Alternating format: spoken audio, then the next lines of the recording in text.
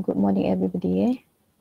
Okay, kita sambung kita punya pelajaran which is on dilution, cerita tentang dilution sikit.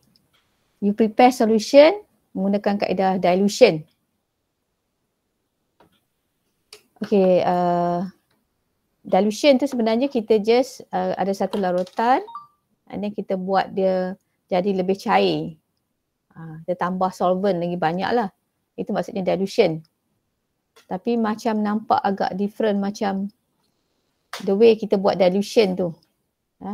Kita buat dilution tu kadang-kadang slightly different lah.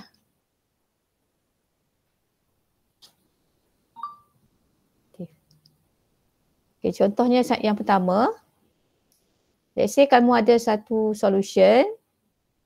Kamu tambah solvent dalam bekas yang sama. Jadi nanti kamu akan dapat satu larutan yang lebih cair. Volume dia, sebab you tambah solvent tadi.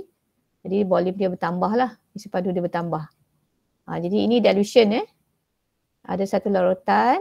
Kamu pergi tambah solvent lagi, tambah kat dia. Tambah air, tambah misalnya. Jadi kamu akan dapat lautan yang lebih dilute. Dan nampak purple ni colour dia lebih cair. Jadi volume bertambah tapi partikel-partikel zat terlarut tu is still the same lah sebelum dengan selepas. Isi padu bertambah tu dengan pertambahan air yang ditambah. Jadi lautan tu jadi lebih cair. Misalnya kalau kita ada satu larutan gula, kita tambah air lagi, kamu akan dapat air gula tu lebih cair, lebih kurang manis lah. Itu maksudnya ya. Okay, mungkin yang kedua, cara kita buat dilution tu, kita daripada lautan yang pekat, kamu ambil keluar sedikit, kamu masuk bekas yang baru, lepas tu kamu tambah air dalam bekas yang baru. Itu cara kita buat dilution juga. Maksudnya kita ambil sedikit, tak semuanya kita masukkan dalam bekas baru tu. Kita ambil sedikit saja. Misalnya kita ambil 10 ml, kita gunakan pipette. Masuk dalam bekas baru, lepas tu tapak dengan air. Itu maksudnya dilution. Sebab dia punya concentration di bekas yang baru ni tak sama concentration di stock solution. Right? So maksudnya dilution you buat. Okay, mungkin juga dilution boleh berlaku sekiranya kita ada dua larutan yang concentration dia different. Lepas tu kita campur sekali, kita akan dapat satu larutan yang lebih cair. Itu juga boleh buat. Itu juga boleh masuk dilution as long as larutan yang baru yang terbentuk tu dia punya concentration dia berkurang, dia punya lebih cair, lebih cair. Kalau kata dari segi air gula lebih tawar, macam tu. Okay. Jadi apa itu dilution? Dilution is a procedure for preparing a less concentrated solution from more concentrated solution. Daripada lautan yang lebih pekat, bila kita buat dilution dengan kita menambah solvent, kita akan dapat larutan yang less concentrated. Okay, dia lebih dilute. Less concentrated tu maksudnya perkataan dia dilute. So dilute, you do the dilution dia panggil. Notice that number of particles is still the same. Masa dia concentrated, lepas tu ditambah solvent tu, number of particles still the same. It's just that kamu tambah solvent. Particle solute tu dia still the same. Particle solute still the same. Jadi mole dia still sama. Mole tu kan menunjukkan amount zat terlarut.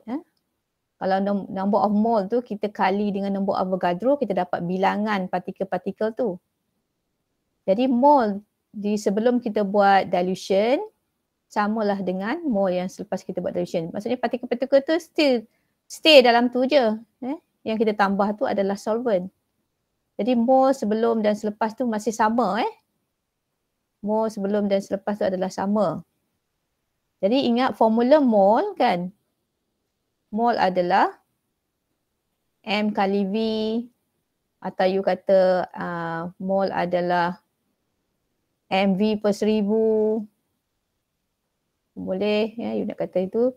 Kalau you kata per 1000 tu maksudnya volume you tu dalam cm cube lah. Sebab tu you per 1000 sebab you nak tukar dalam dm cube. Right? So saya di sini saya buat mol adalah M kali dengan V. Jadi M1 V1 sama juga N1. N1 adalah M1 V1. 1 tu yang concentrated, 2 itu yang dilute based on gambar kat atas ni. 2 yang dilute. Jadi M1 V1 sama dengan M2 V2. Ini yang selalu kamu mungkin dah familiar dengan formula ni kan, di SPM, di SES. Dilution kita gunakan formula M1 V1 sama dengan M2 V2. Iaitu berdasarkan mol sebelum dengan selepas tu sama. Jadi M1 V1 sama dengan M2 V2. Bukannya MAVA, MVVB. Bukan acid base. Kalau AB tu acid base. Ni dilution. 1 and 2. 1 yang concentrated, 2 yang dilute. Okay? So jangan silap jangan tulis formula yang silap. Jangan kata MAVA, MVVB. Salah. Okay, contohnya di sini saya ada satu soalan. Dia tanya, how many cm cube of a 2.50 molar NaOH solution are required to make 525 cm cube of a 0.150 molar solution? Kamu tengok, okay, dia nak buat lautan baru. Concentration dia less. Jadi kita buat dilution lah. Asalnya 2.5 molar. Nanti nak buat 0.15 molar. So concentration dia less, maksudnya dilution. Pertambahan volume ni, kita nak masuk volume sikit saja daripada yang concentrated. Nak jadi solution yang lebih dilute ni dengan kita tambah air lah. Kita tambah air menjadikan 525 ml lah, dia akan tambah air. Jadi soalan di sini tanya, berapakah volume of yang concentrated yang nak kita masukkan supaya nanti bila kita masukkan dalam beaker ini kita dapat concentration yang baru 0.150 molar dan bila kita tambah air hingga 525 ml. Okay, berapa volume concentrated solution yang kita nak masukkan. Okay, jadi ingat konsep dia tu, mol yang kita masukkan tu, mol yang kita masukkan samalah mol yang dalam bekas tu lah. Bukan mol yang concentrated ni. Bukan kandungan dalam. Bukan mol yang dalam ni. Dalam ni memang banyak lah mol. Ni mol yang kita keluarkan tu kan. Mol yang kita keluarkan tu, kita masuk dalam ni. Jadi samalah mol tu. Berapa banyak zat terlarut yang kita keluarkan, berapa partikel dia, nanti dia akan stay kat dalam ni. Jadi maksudnya N1 sama dengan N2. Jadi M1 V1 M2 V2. N1. Kamu masih di sana ke? Tak nampak ni. Ya. Boleh dengar Boleh dengar? Dengar. Boleh ikut tak? Boleh ikut tak? Faham tak maksud saya? Okay, N1 sama dengan N2. So M1 V1 equals to M2 V2. Right? So M1-nya adalah ini M1.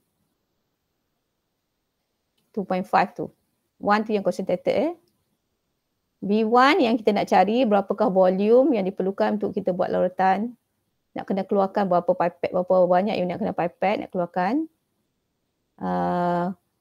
M2 yang ini ni M2. And V2 yang ini. Berapa volume solution yang you prepare. New solution yang less concentrated. Okay. Unit dia kamu nak tukar dalam, kalau you nak buat MV per 1000 pun boleh. Maksudnya you tukar V1 ni kepada unit cm cube kan. You tukar kepada dm cube. Kalau you buat MV per 1000 maksudnya you tukarkan kepada unit dm cube. Kalau U per 1000. Okay. Okay. Di sini saya just let it V tu sebab apa yang unit yang tinggal. Saya tak tukar lah. Saya guna dalam cm cube juga. Saya tak tukar. Ni 525 cm cube. Nanti kita akan dapat unit yang sama. V1 ni akan mengambil unit yang ni. Molar ni akan cancel. Mol per dm cube akan cancel unit dia. So tinggal unit apa yang ada pada V2 ni. Dia akan follow lah kan. So V1 ni saya dapat dalam bentuk cm cube atau mil. Atas ni saya buat cm cube ni saya buat mil. Yang ni nak ubah kepada, kadang-kadang memang dalam soalan kadang-kadang dia buat mil lah. Dia nak ubah kepada cm cube ni. Lupa ni satu. Okay. Semua saya nak buat dalam bentuk scientific unit. So kita dapat unit, kita dapat volume yang kita nak kena pipette out adalah 31.5 cm cube of the 2.5 molar sodium hydroxide solution. Kita kena pipettekan 31.5 sahaja. Masuk kat sini. Okey, nanti you kena top up dengan air hinggalah larutan menjadi 525. Baru kita akan dapat solution 0.15 molar. Boleh kan? Boleh ya? Kalau dia kata okay, macam mana you nak buat, you nak prepare solution, dia suruh cerita, you kena ceritalah. Okay, you buat calculation ni dulu. So didapati you need to pipette 31.5 ml atau cm cube of 2.5 molar NaOH solution into a container and then top up with water until up to the mark of 525 ml. Macam tu. Then you get the solution 0.15 molar NaOH solution. Okay. Kadang-kadang kamu kena cerita, ada juga soalan yang dia suruh cerita macam mana you prepare. So you do the calculation first and then you cakaplah ayat macam mana you tambah air. Macam tu. Okay. Okay, jadi finish lah about dilution Sekarang kita masuk kepada subtopik yang baru 1.3 iaitu stoichiometry calculation. Ini semua ni calculation. You buat dulu balance equation. Okay, the first step. Kamu dah belajar belum dalam kuliah? Balance equation. Dah. Dah. Dah Dah. Ion elektron dah kan? Buat tak? Ion elektron, redox equation. Boleh faham tak? So ini yang sepatutnya you belajar di kuliah lah yang biru ni Write and balance chemical equation by inspection method. Kemudian ion electron method untuk redox equation. Untuk equation yang ada reduction and oxidation, dia ada dalam bentuk ion. Jadi kita kena ion electron method. Lepas tu you should have learn about limiting reactant dengan percentage yield. Kemudian only di tutorial kita akan buat calculation. Calculation menggunakan apa yang you dah belajar, you dah balance dah equation, jadi kita akan guna equation yang dah balance untuk mengira limiting reactant, excess reactant, amount excess, apa produk, how much produk yang terbentuk lah, reactant yang digunakan, percentage yield, macam tu. Jadi calculation, problem solving dah berlaku di tutorial ni lah. Tapi saya nak tahu whether you dah okay belum dari segi balance equation ni. Ni. Boleh tak balance? Kita nak go through sekali lagi ke apa? Ion electron method. Misalnya kalau kata yang biasa ni, macam mana? Kalau yang ini equation yang menggunakan kaedah inspection, boleh kan? You balancekan kiri dengan kanan, boleh kan? Boleh. Boleh. Boleh. Ion electron method. Redox equation. SPM. SES mungkin okey. SPM. Apa SPM? Lester? Okay, madam. Are you okay nak? Boleh I don't have to go through Boleh. Sebab you buat kuliah memang buat banyak contoh ke? Buat banyak contoh tak? Siapa lagi? Siapa lagi yang SPM? Siapa lagi SPM? Saya kena cari siapa SPM.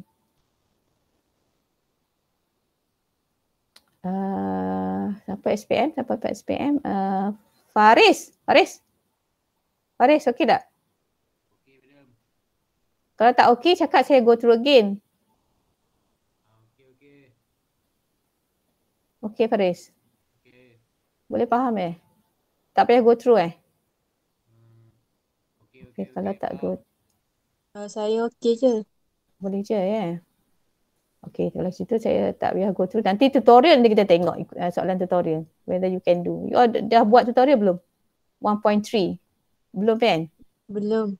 Belum kan? Nanti kita buat sambil-sambil itulah sambil-sambil kita buat together. Saya habiskan dulu yang tentang pengajaran hari ni, dia punya dari segi teorinya, lepas tu kita tengok soalan tutorial. Okey, kejap. So, kalau kata kamu okey, balancekan equation. Kiranya dalam redox equation tu dia ada oxidation dengan reduction lah kan. You kalau nak tahu dia oxidation reduction, you tengok dia punya oxidation state lah. Sebelum dan selepas tengok apa. Saya go through sikit lah nota saya ni. Sebelum dan selepas. Kalau dia kata oxidation number dia berkurang, tengok oxidation state ni bagi atom dalam ni. Bukan tengok charge ion ni. Tengok chlorine dia, oxidation state dia kita cari. Dia berapa kat sini. Dia ni plus 1. Plus 1 kepada tolak 1. Jadi oxidation state dia berkurang. Jadi dia merupakan reduction. Kalau oxidation state dia bertambah daripada plus 2 jadi plus 6. Jadi proses tu adalah oxidation. Okay, dalam oxidation dia lost electron. Losing electron oxidation, gain electron reduction. Jadi dalam redox equation tu you akan nampak ada spesies yang akan gain electron, maksudnya reduction. Ada spesies yang dia akan hilang electron berada di produk. Jadi maksudnya oxidation. Jadi redox equation dia ada oxidation and reduction, dia occur simultaneously. Dan oxidizing agent, kamu ambil reactant ni. Bukan tengok dia punya agent tu, jangan tengok produk. Sebab reactant dia adalah yang kiri. Okay. Kalau dia mengalami reduction, ClO- dia mengalami reduction, so dia merupakan oxidizing agent. Dia merupakan oxidizing agent sebab dia menyebabkan thiosulfate ni mengalami oxidation. Jadi ClO- ni sebagai agent untuk oxidation lah. Oxidizing agent. Supaya thiosulfate ni mengalami oxidation. Dia ni agent kepada supaya yang ni mengalami oxidation. Macam tu. So this is oxidizing agent, this is reducing agent. Kalau dia undergo oxidation, so dia agent reducing. Okay. Agent tu reactant. Jangan silap. Ramai sudah tak kira tanya reagent, tanya agent, dia pergi bagi produk. Salah. Reactant tu adalah agent sama ada oxidizing atau reducing agent. Okay. Saya go very cepat lah. Jadi balance equation tu, ion electron, dia ada medium acid atau base. Jadi kita kena ikut je. Okay. Step by step ni. Balancekan atom-atom, balancekan charge, semuanya. Right. Jadi kalau acidic medium, kamu sampai habiskan sampai sinilah. Okay, dapat acidic medium, kamu nampak ada H+. Kalau basic medium, kamu kena sambung lagi, tambah lagi.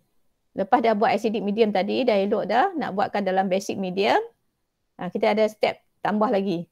Nanti bila equation yang kita dapat tu, dia ada nampak hydroxide ion, maksudnya dia tu adalah basic medium. Saya tak go through dah sebab saya ingat you all kata okey dah di equation, you belajar di kuliah. Okey.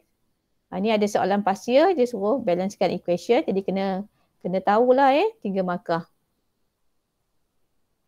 Kadang-kadang bila kita dah dapatkan equation yang balance tu, kita akan buat calculation.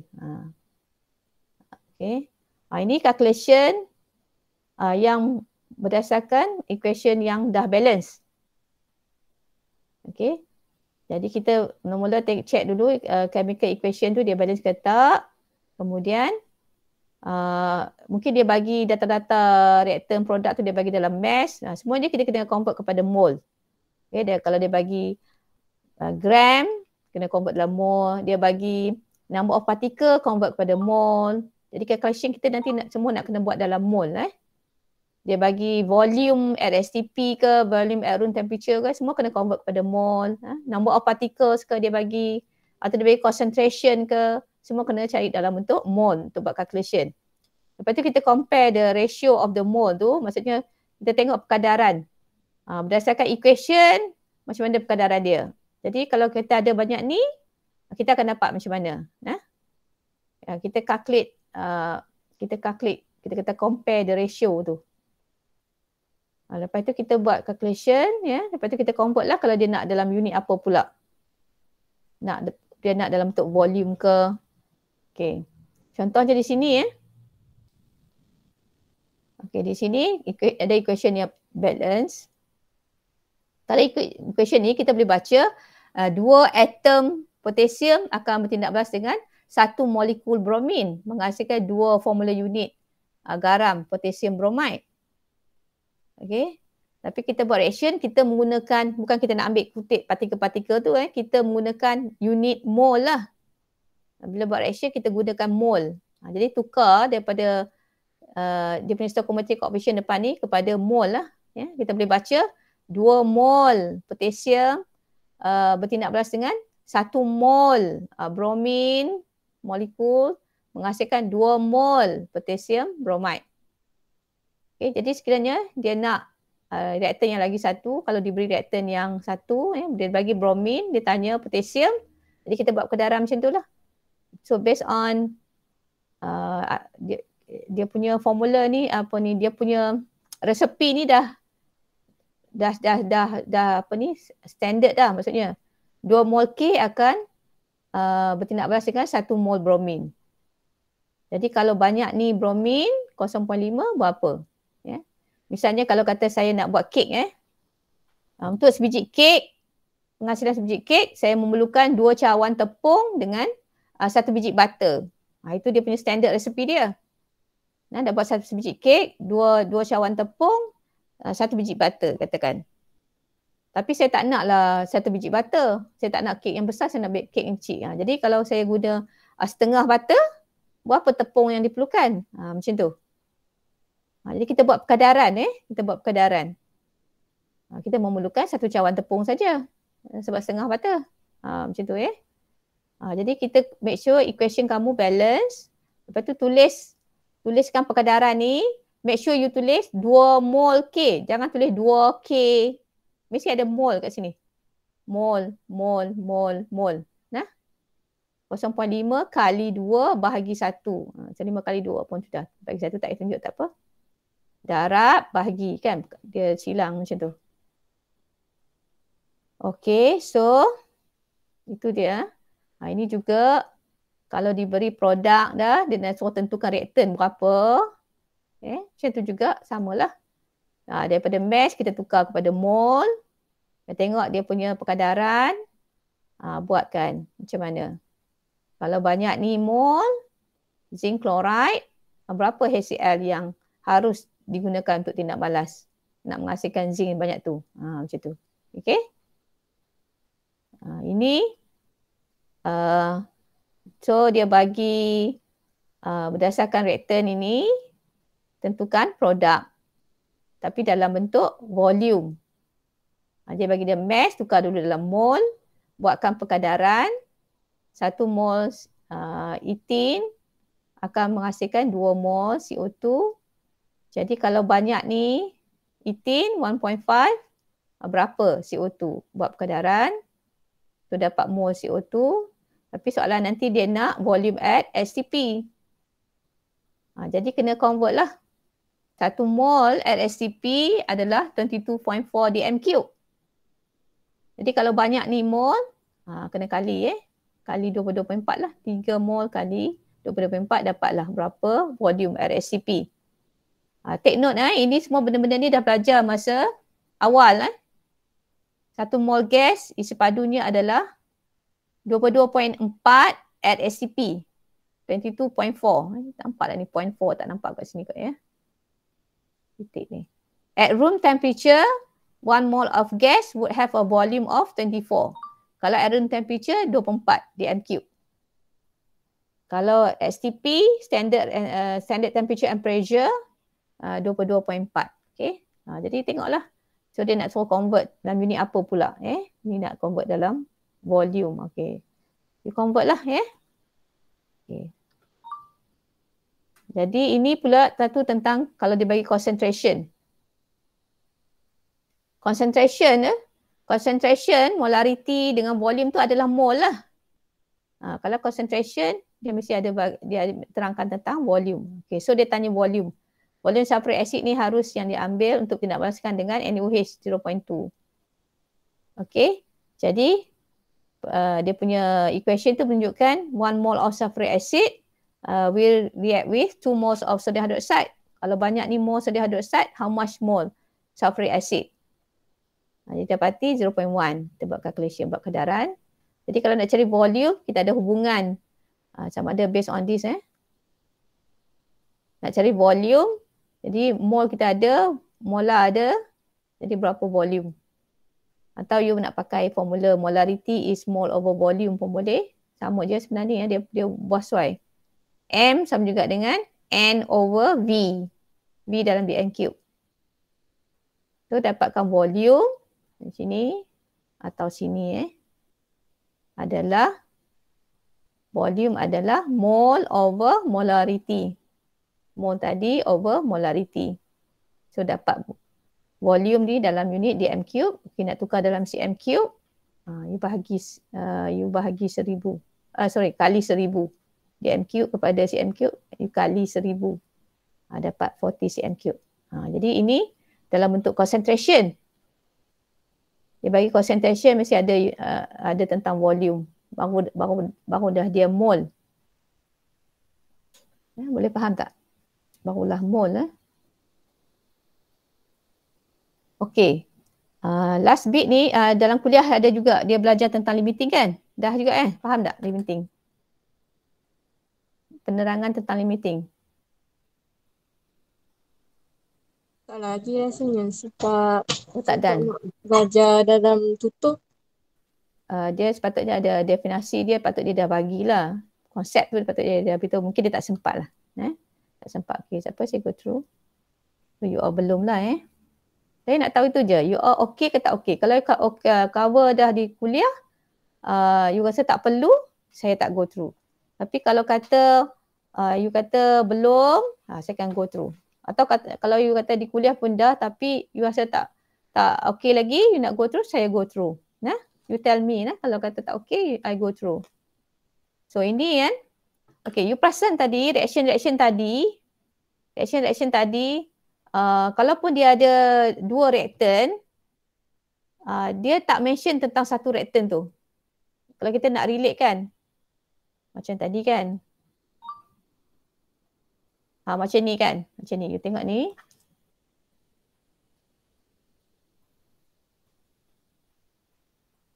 Macam ni kan. Dia nak cari produk kan. Dia cari produk. Okay. So dia bagi data tentang etin ni. So yang ini ni, yang oksigen ni, sama ada dia kata excess.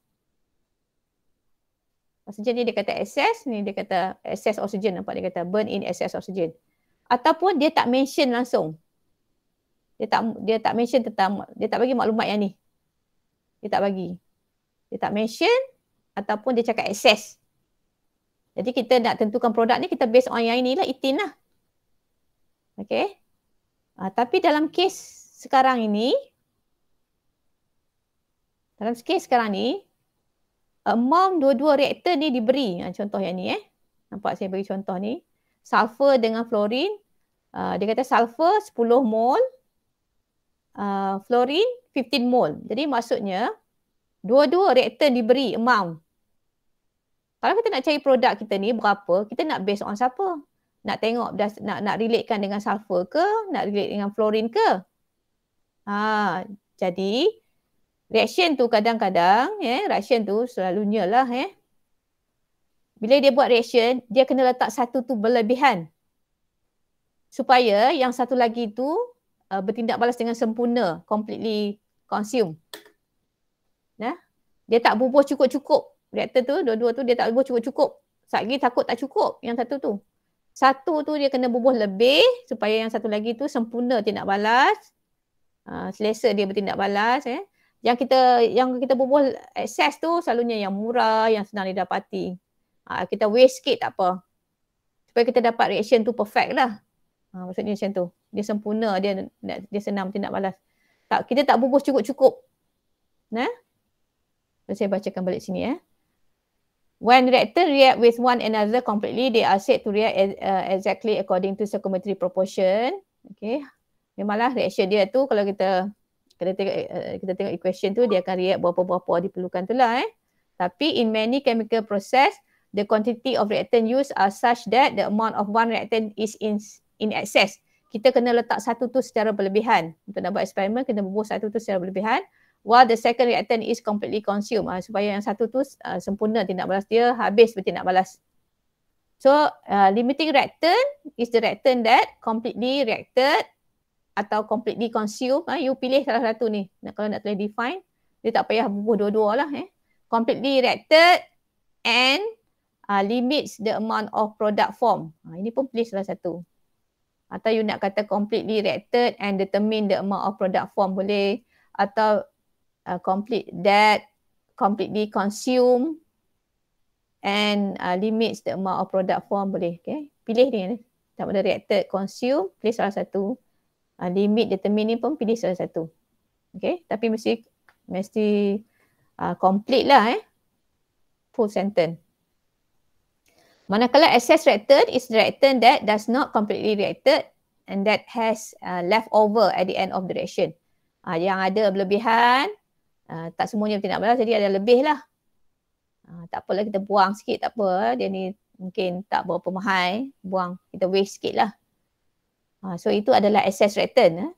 So analoginya adalah seperti making a cheese sandwich ni menunjukkan ada konsep limiting reactant di sini saya tunjukkan. Okay, kalau saya ada roti ni, ada 6 keping, cheese ada 4 keping. Untuk buat satu sandwich, cheese sandwich dia memerlukan 2 roti, 1 cheese. 2 keping roti, 1 cheese. Okay, so apa yang kita boleh buat adalah 3 set cheese sandwich sajalah. Kita akan ada lebihan cheese. Jadi yang limitingnya adalah yang nak menentukan berapa banyak cheese sandwich yang kita boleh buat tu adalah roti tu lah. Bila roti tu dah habis, tak boleh nak buat lagi dah. Kita punya sandwich. So, roti tu sebagai limiting. Okay. Cheese tu sebagai excess reactant. Dalam kes ni. Contoh macam tu lah. Okay, faham kan? Limiting dengan excess reactant. Alright. Okay, macam mana kita nak tentukan limiting? Macam mana kita nak tentukan limiting? Saya bagi kat kamu ni adalah skema yang selalu dia nombor 1 lah. Tak tentukan limiting ni memang macam-macam kaedah boleh guna. Tapi selalu dalam exam dia tunjukkan yang pertamanya adalah yang guna inilah. Maksudnya dia cari berapa excess reactant yang needed. Kamu tahu dah dia tu excess reactant, tapi kena cari berapa yang dia diperlukan untuk tindak balas. Okay. Okay, untuk mencari benda tu, mula-mula sekali, kena buat dulu ratio, iaitu ratio antara mole dengan stoichiometric coefficient. Kalau nilai ratio tu smallest, jadi reactant tu ada limiting. Tapi tak boleh berhenti sampai sini, kena sambung. Kamu kena cari yang mana merupakan excess reactant. Ini saya dah edit sikit kat sini. Excess reactant kot kat sini. Excess reactant needed. Kita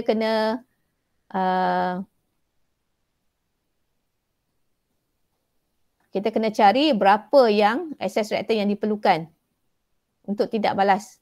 Lepas tu kita kena bandingkan, sebelumnya awalnya dia masuk lebih. Yang diperlukan sikit saja. Kena ada ayat ni. Jadi dengan itu dia merupakan excess reactant, manakala reactant yang satu lagi adalah limiting reactant. Macam tu. Kita kena provekan benda ni dia ni excess reactant, so satu lagi reactant adalah limiting lah. Macam tu cara dia. Di skema dia macam tu. Okay, contohnya di sini, Saya ada reaction between sulfur dengan fluorine menghasilkan sulfur fluoride di sini SF6. 10 mole of sulfur, 15 mole of fluorine react together. Determine limiting reactant and excess reactant. And then calculate the moles of SF6 form. Okey, ingat kalau kata dua-dua amount of reactant tu diberi, kalaupun dia tak suruh tentukan limiting reactant, kamu kena cari limiting reactant. Kalau tak suruh pun kena cari. Sebab kita nak tentukan produk, kita nak based on siapa. Sebab dia ada antara dua ni, salah satu ni adalah excess reactant. Jadi takut tersilap ambil. Kalau tersilap ambil based on excess reactant, jadi tak betul lah produk yang terhasil tu. Amount dia tak betul lah Sebab you based on ada benda yang tak jelas. Okey, penat Okey, cara-cara dia. Ni saya dah terbuat yang kumpulan lain tadi. Semalam ni. Sekejap saya buang sikit dulu.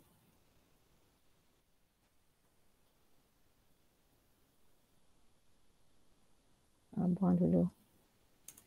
Sorry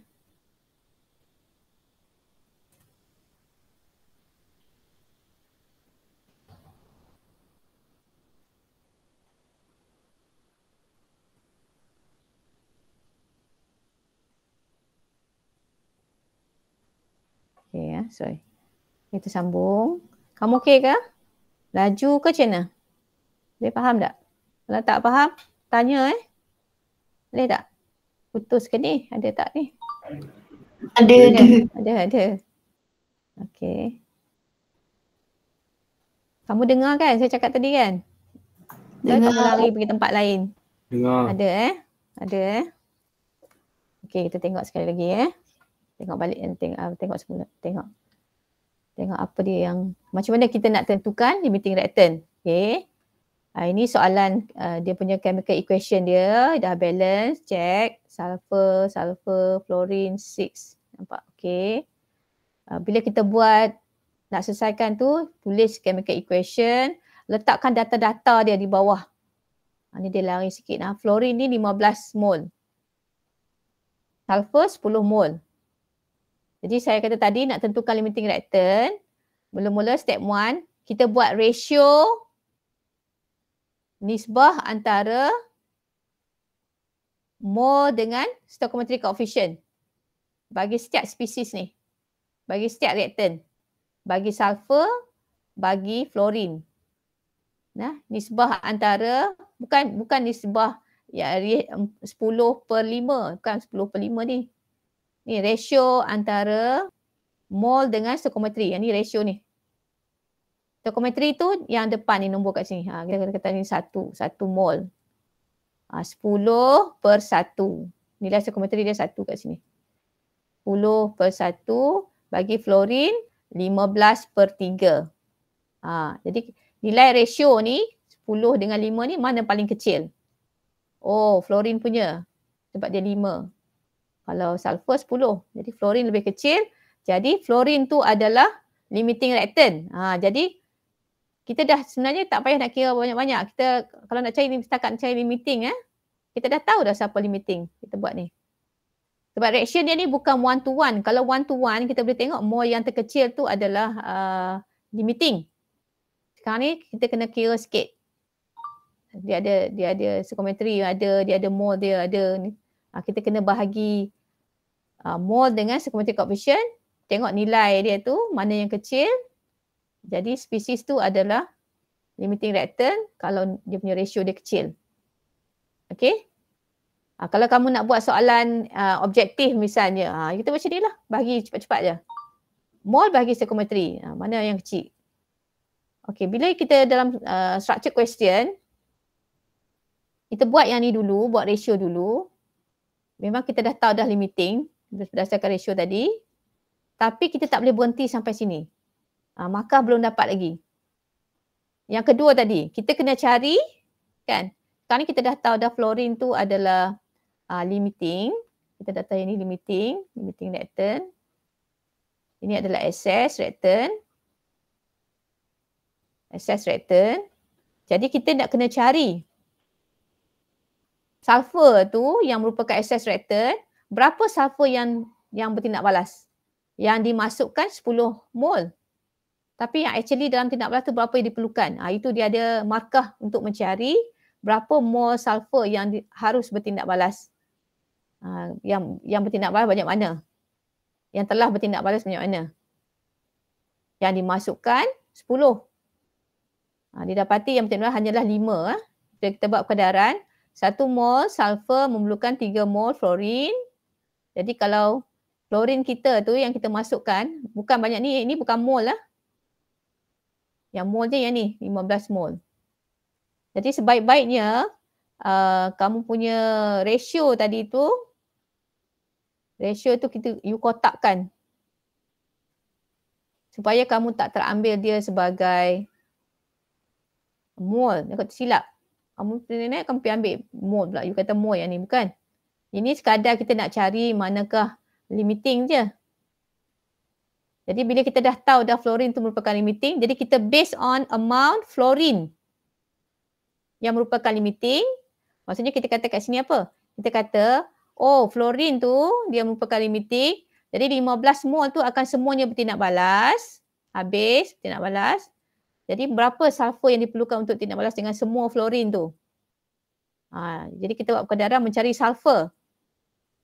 Jadi dapati sulfur diperlukan hanyalah 5 mol. Masuk 10 mol, tindak balas hanyalah 5 mol. Ada lebihan 5 lah. Right? Jadi kita kena ada buat statement ni. Kena ada ayat ni Kita dah cari tadi berapa mol yang diperlukan. Right? Needed berapa. So kita kena nyatakan. Since sulfur needed less than given. Right? So sulfur is the excess reactant.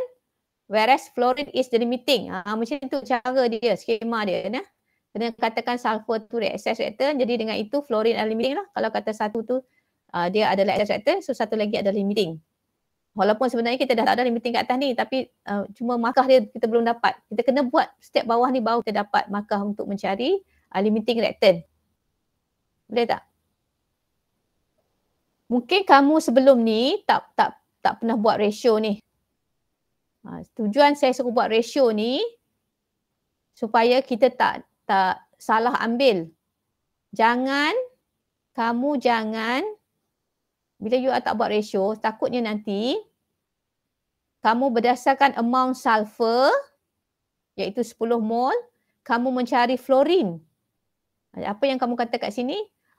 Semua sulfur bertindak balas. Jadi berapa fluorine yang diperlukan untuk tindak balas dengan dia? Kamu buat terbalik. Kamu mencari fluorine. Jadi itu bukan keadaan sebenar eksperimen. Kamu kata semua sulfur bertindak balas berapa fluorine yang diperlukan. Kamu tak tahulah actually sulfur yang bertindak balas ni berapa. Sulfur merupakan excess reactant. Jadi sulfur yang diperlukan banyak mana tak tahu. Memanglah kaedah untuk mencari limiting ni macam-macam. Jadi ini satu kaedah.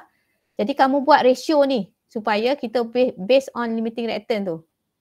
Kita mencari excess reactant yang diperlukan untuk tindak balas dengan semua kita punya limiting. Faham tak? Kamu mesti based on fluorine. Sebab tu kena buat ratio dulu. You based on limiting. Okay tak? Senyap je. Okay ke? Okay. Ada apa nak tanya? Sebab selalunya konsep limiting ni ramai yang tak faham. Please buat ratio dulu. Tapi cuma ingat, lepas tu ratio tu kena kotakkan. Ratio ni bukan nilai mol. Kita sekadar mencari manakah limiting dengan secepat supaya kita nak basekan. Kita nak basekan dia nanti. Kita nak berdasarkan fluorine yang kita dah tahu dia merupakan limiting. Jadi semua fluorine tu akan bertindak balas. Jadi kita mencari sulfur yang diperlukan untuk tindak balas. Okey nah. Saya harap kamu faham lah. Jangan buat silap lah. Tapi saya biasa experience. Memang saya ajar dah apa-apa, saya ingat faham lah semua. Tapi tak buat juga yang saya suruh macam-macam. Ada juga salah-salah. Saya harap ni kali ni saya letak dalam video ni kamu ulang tengok lah kalau tak faham lagi. Okey, lepas tu untuk mencari produk kita, berapa produk yang terhasil, kita boleh ambil berdasarkan limiting lah. Sulfur ni kan tadi 10 mol tu dia ada lebihan. Tak bolehlah relate sulfur yang 10 tu dengan SF6. Kita berdasarkan limiting kan. Juga daripada definisinya, limiting reactant dia limits the amount of produce atau determine the product form tu kan. Jadi kita berdasarkan limiting boleh. Jadi daripada kedaran di atas 3 mol tulis mol 3 mol fluorine akan menghasilkan 1 mol SF6. Jadi kalau 15 mol berapakah SF6? So 15 kali 1 bahagi 3. So dapat berapa mol SF6. Okey, dah tahu dah mol. Nanti kalau nak cari mass kita kali dengan molar mass dia lah. Mol kali dengan molar mass. Okey, boleh tak saya nak tentukan SF6 tu yang terhasil tu berdasarkan sulfur? Boleh tak? Tak boleh. Okey, sebenarnya boleh.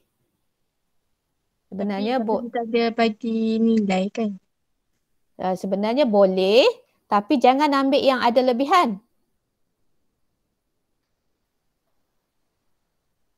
Soalan saya nak tentukan berdasarkan sulfur, boleh ke tak saya tanya? Boleh tak saya nak tentukan produk kita tu berdasarkan excess reactant?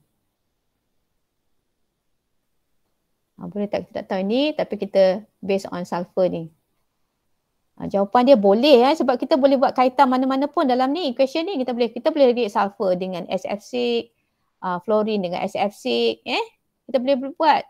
Dia dalam satu equation ni kita boleh relate dengan sulfur tapi kita janganlah ambil yang 10 mol tu.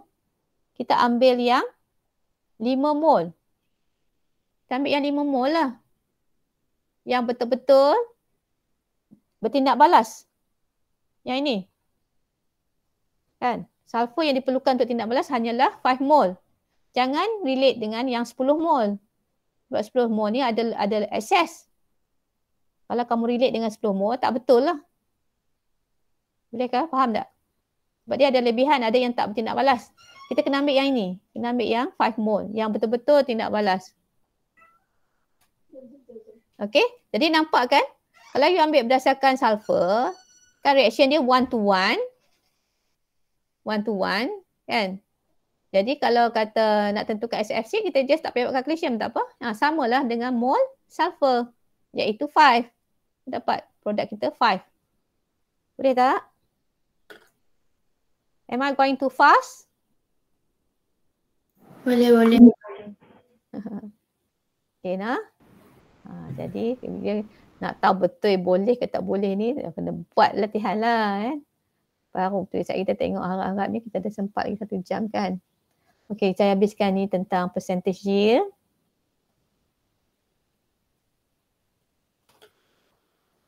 Okey, kita tengok percentage yield. Yield tu adalah hasil produk kita tu berapa persen dia yang terhasil. Yield tu hasil. Bila kita buat reaction, kita buat reaction, kita tengok yang kita dapat ni ada berapa persen. Sebaiknya kita nak dia jadi 100% lah kan. Semuanya kita dapat. Kita letak reaktan banyak ni, sepatutnya kita dapat produk. Kalau semuanya bagus, kita harap dia tukar semua jadi produk lah. 100%. Tapi selalunya tak. Okay, the maximum obtainable product that is predicted by stoichiometry is called theoretical yield. Theoretical yield ni adalah hasil yang kita buat calculation. Kita predict, kita jangkakan, kita predict. Maksudnya kalau kata reaktan kita banyak ni 10 gram, kita buat reaction kita menggunakan reaktan 10 gram. Jadi berdasarkan reaktan kita 10 gram ni, kita buat calculation tengok ada kaitan dia macam mana dengan stoichiometric coefficient dia tu macam mana. This and this kan. Kita predict, sepatutnya produk kita dapat berapa gram. Jadi kita buat calculation. Berdasarkan amount reaktan kita banyak ni, kita sepatutnya dapat produk banyak ni. Berdasarkan calculation. Kita buat calculation sebelum ni tadi. The amount of product that is actually obtained in the experiment is called actual yield. Tapi sebenarnya nanti berapa banyak yang kita dapat adalah berdasarkan apa yang kita buat dalam eksperimen tu lah. Kita buat eksperimen, dapat produk, lepas tu kita timbang tengok, ini dia kita dapat banyak ni. Itu actual yield. Kita bukan buat calculation. Kita memang buat eksperimen. Kita dapatkan dia. Kita timbang, selepas kita dah dapat produk tu, kita timbang, tengok, okey, itu kita panggil actual yield. Hasil sebenar. Normally, actual yield is less than theoretical yield. Actual yield mestilah less lah. Berat yang kita timbang tu mestilah lebih ringan daripada kurang daripada berat yang kita buat calculation tu. Calculation tu kita dapat, let's say kata 10 gram. Calculation, kita guna calculation 10 gram. Kita buat eksperimen dapat 9.5 gram saja. Ya. Kalau kita dapat lebih daripada 10 gram, maksudnya ada benda asing lah pula. Jadi error daripada benda asing mana you dah collect tambah lagi pula. So actual yield should be less than theoretical yield. Jadi percentage yield, jadi berapa persen hasil yang kita dapat tu kita nak cari. Kita menggunakan formula actual yield divided by theoretical yield times 100.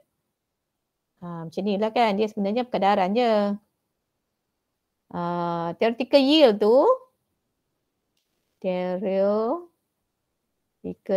tu adalah yang 100%.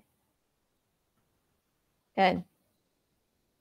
Jadi actual yield tu adalah berapa persen? Kalau 100%-nya adalah actual yield, macam mana saya nampak ni? Jadi kalau actual yield berapa persen? Actual yield itu ada berapa persen? Jadi actual times 100 divide by theoretical lah, dapatlah percentage yield. Berapa banyak hasil yang terbentuk. Kita nak kata produk yang kita hasil tu berapa persen. Faham tak? Kalau kata 100% adalah berdasarkan value theoretical. Jadi actual tu berapa persen? Jadi actual kali dengan 100, actual kali dengan 100 bahagi dengan theoretical. Jadi yang you dapat tu adalah percentage yield. Ya. Okay, saya ada cartoon kat sini. What yield did you get? Teacher tanya. Okay, what yield did you get daripada buat eksperimen dah? What yield did you get? Sebab you tahu dah yield tu adalah actual divided by theoretical times 100. So one student say 20%. I got 20%. The other one kata I got 81%. Tapi one student ni very excitedly dia cakap I won sebab I got 120%. Dia kata dia dapat lagi banyak 120 yield dia. Tak betul lah nah, ini tak logik lah, mana boleh. Yield cannot be more than 100. Kalau 100 pun memang pelik lah. Kalau kata percentage yield dia 100% memang bukan buat eksperimen. Kalau buat eksperimen dia akan melekat mata-kata kan. Dia pada penimbang lah, hilang sana hilang sini. Tak logik kalau kata percentage yield tu 100 or more. Must be less. Okay. Kalau kata you dapat 100, more than 100 tu maksudnya actual yield tu lebih berbanding dengan theoretical yield.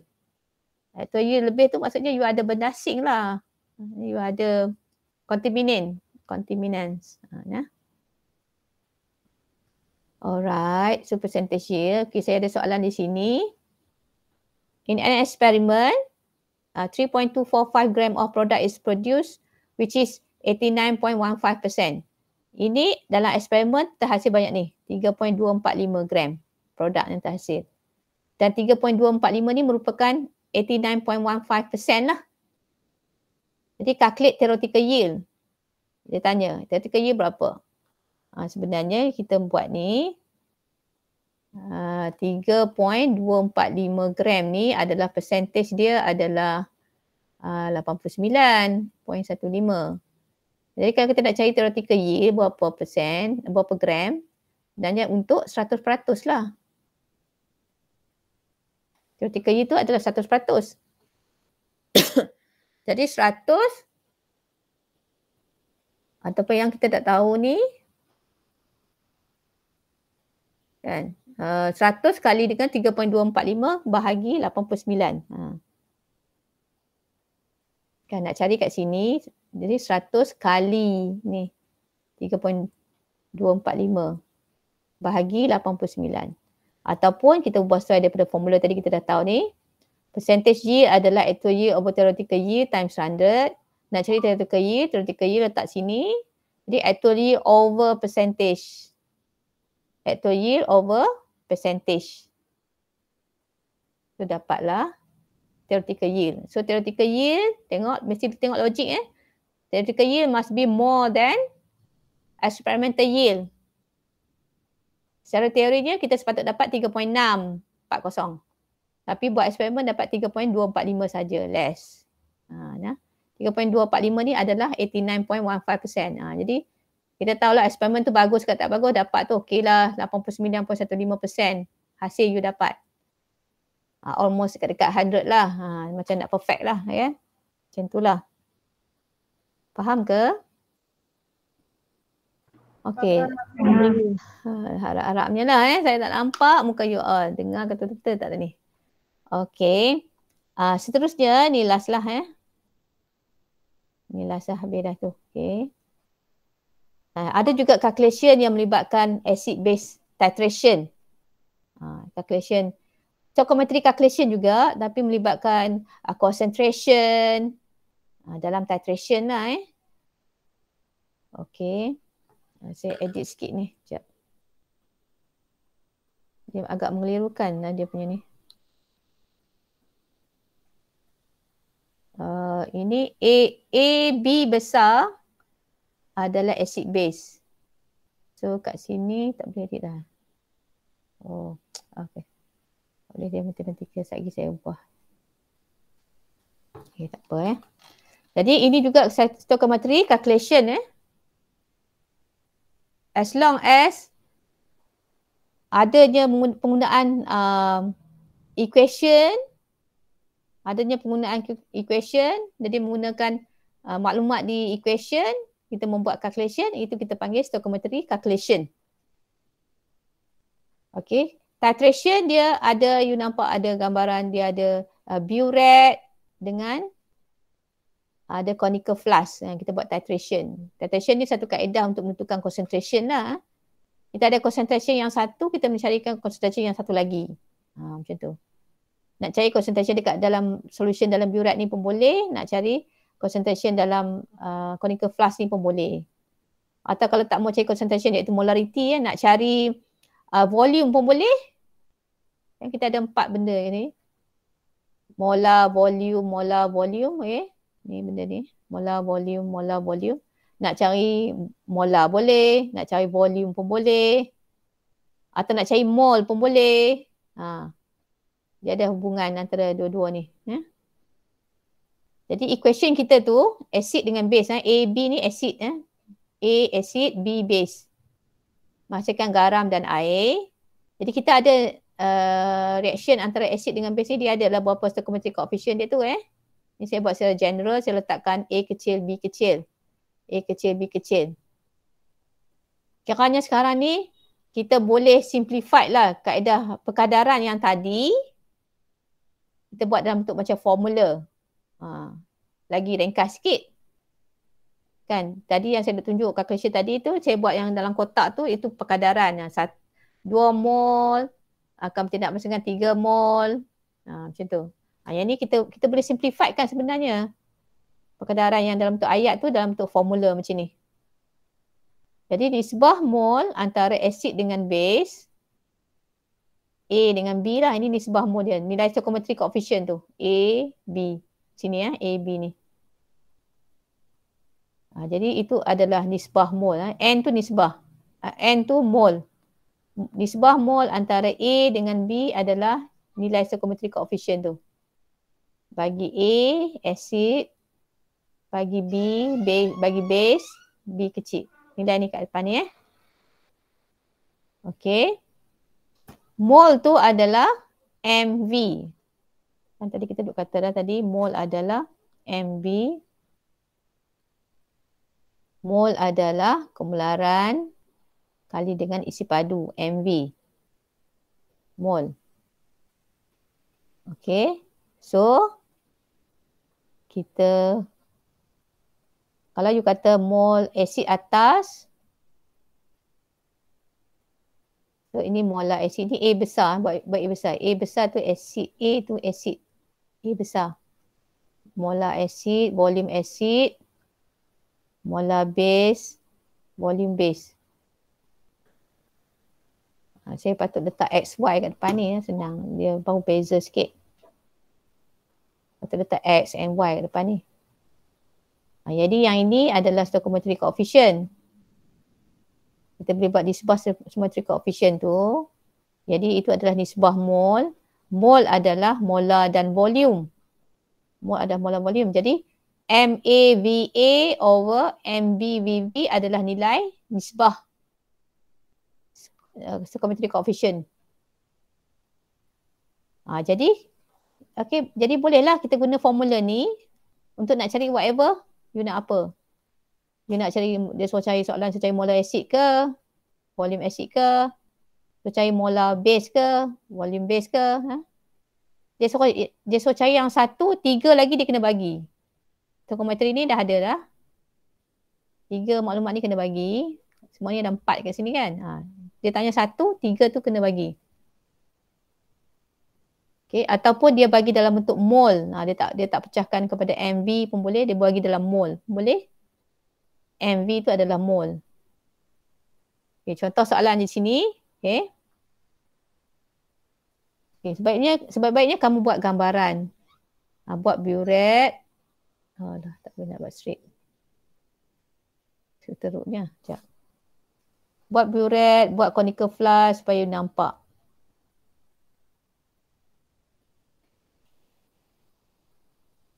Baru sejam kan kita mengajar ni.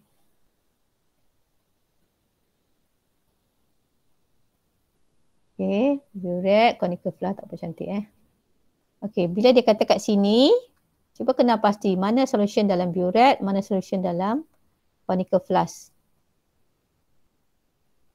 22.55 ml 2 molar NaOH solution is needed for complete neutralization of 10 ml sulfuric acid solution.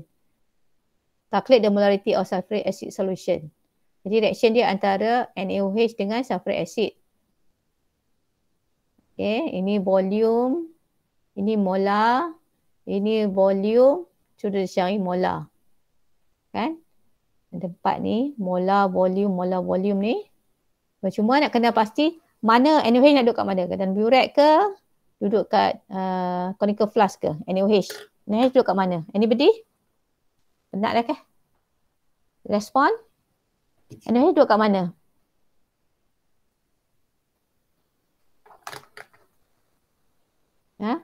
Kalau kamu tengok volume ni kan. Kalau you tengok volume ni dia macam dia macam ada nampak 0.55. 0.55. 0.55 ni apa maksudnya? Dia berhenti terkejut-terkejut tu lah kan. Iaitu menggunakan burette lah. Kan? So ini 22.55.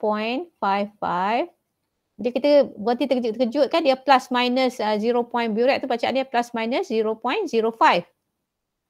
22.55 ml 2 molar NaOH. Kita buat titration kan, bila dia dah berubah warna, kita akan berhenti titration tu, kita akan berhenti ikut done lah kan. As long as dia berubah warna indikator kat dalam conical flask ni. Jadi NaOH yang duduk di burette. Sulfuric acid duduk kat dalam conical flask. So sulfuric acid ni nampak 10.00 ml ni kita guna pipette. Exactly 10.00. Yang selalu kita letakkan dalam conical flask tu, yang kita pipette. Okay, 10 ml sulfuric acid. Molar dia kita nak cari. Jadi kamu buat gambaran ni baru kita nampak apa dia ni, mana dia, duduk mana kan. Jadi ingat formula tadi. Okay, sekarang kita nak cari sulfuric acid. You boleh terbalikkan ni, you buat base atas, acid atas, ikut you lah. Tapi sekarang ni kita nak cari acid jadi nak cari molar acid, jadi saya nak MA ni duduk atas lah. MA, VA, MB, VB, nisbah dia ni acid 1, NaOH 2. Jadi 1, 2, carilah molar asid. A besar dah. Kita buat ni. Kita tukar A ni A besar. Asid ya, B tu base. A asid, B base. Okay. Jadi carilah molar asid. Masukkan. Kalau isi padu ni, kalau kamu nak tukar dalam DMQ boleh, maksudnya you bahagi 1000. Kalau you tak tukar, unit atas bawah ni dia cancel. Atas ni cm cube atau mil, bawah mesti cm cube. Molar ni mol per dm cube. Jadi molar ni akan dapat mol per dm cube. Molar. Boleh. So you darab silang kat atas ni, semua ni naik atas, bahagi. Ini bahagi. So dapat dah molar asid. Iaitu 2.3.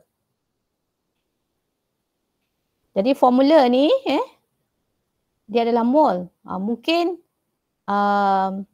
nak mencari asid tadi, dia tak bagi yang NaOH ni, dia tak bagi volume dengan molar. Tapi dia boleh bagi mol pun boleh. Maksudnya dia tak bagi maklumat. Dia cari, dia bagi mol pun boleh. Maksudnya di sini kan. Base ni, semua ni, dia bagi berapa mol. Dia tak bagi maklumat molar, volume. Pun boleh kat sini. Ini N. Kalau dia buat mol, dia tak payah nyatakan molar dengan volume. Pun boleh nak cari molar asid. Ya. Okey ke tak? Jadi sebenarnya dia perkadaran ni ya. Sini perkadaran tapi kita simplifiedkan dalam bentuk formula senang. Kita buat macam ni. Kalau kamu tak mau buat macam ni, kamu buat yang perkadaran lah.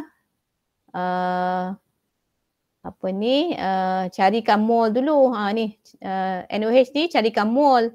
Mol adalah molar kali dengan volume. MV per 1000 dapat mol NaOH. Lepas tu perkadaran dia didapati 2 mol NaOH dia nak balas dengan 1 mol sulfuric acid. Jadi banyak ni mol NaOH, berapa mol sulfuric acid, cari dulu. Dapat mol, lepas tu dah ada volume, berapa molar. Kita buat, jadi panjang sikit lah.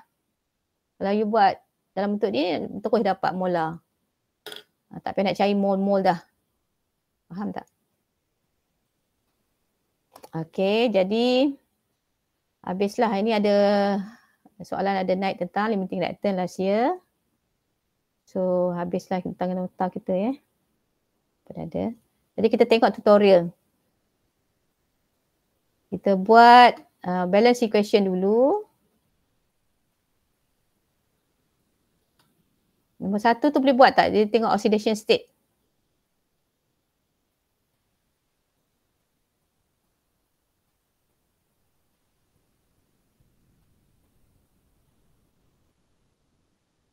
Assalamualaikum. Ada tak? Adakah? Ada tak? Ada. Anda masih di sana. Ya. Kan hilang? Berapa orang yang ada tu? Betul ke kamu? Ke kamu tipu saya? Saya macam tu lah, tak syok tau. Saya tak nampak muka. Mesti ada yang tak belajar. Mesti ada yang lari. Tapi apa itu terpulang pada kamu je lah. Kamu lari. Esok nanti exam, habis. Tak perlu nak lari dah.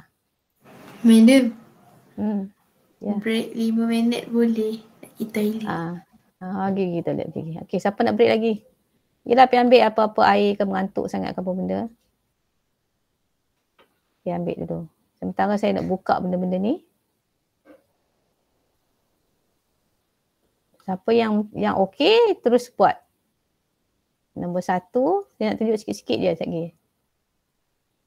Ada kertas, ada pen.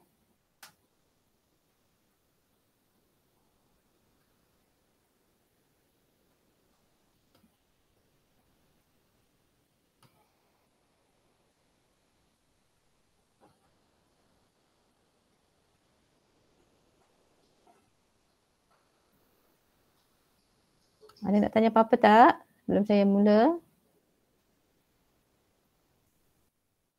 Sembang-sembang sikit boleh?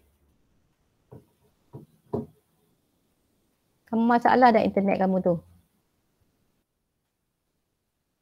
Okey je. Okey ya. Apa ni?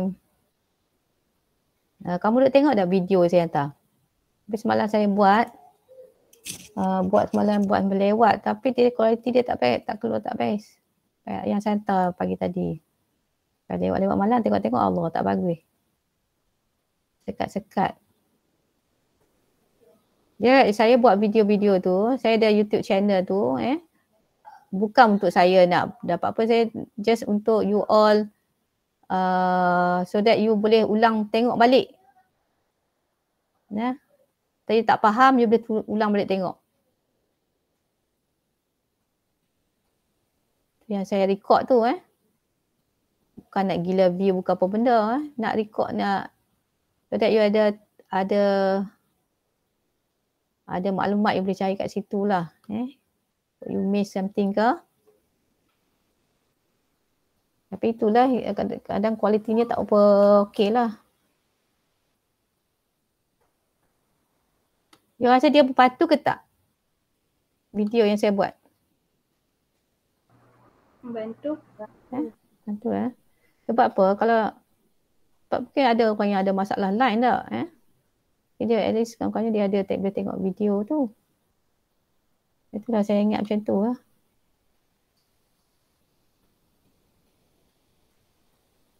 Okay tadi. Mana dah siapa yang pergi toilet tu? Dah balik belum?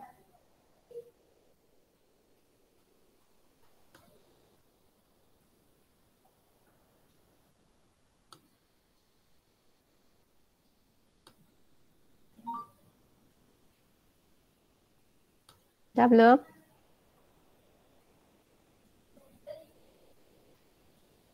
Oh, minit kita punya break ni. Dah. Dah, okey. Okey, nombor 1 ni oxidation number Semua ready ada pen, ada pensel. Kamu print tak soalan tutorial? Salin je. Salin je. Kamu order tak? Order. Order. Okey. Order kena tunggu je lah Okey, so ini oxidation number Tak kat sini. Question number 1. Boleh nampak tak? Nampak. Boleh besar sikit boleh. Question number 1. Oxidation number. Oxidation number. Okay, oxidation number. Misalnya sini potassium nitrate. Dia underline yang dekat N ni. Okay, benda ni kamu belajar dah. SPM, SES, dah belajar. Jadi kita cari oxidation number pada N ni. Yang elemen lain tu, yang memang dia dah fix dia punya oxidation number. Dia dah ada dah nilai dia. Potassium ni dia group 1 kan? Group 1. Bila jadi ion, dia lebih suka buang elektron. Group 1, potassium. Group 1.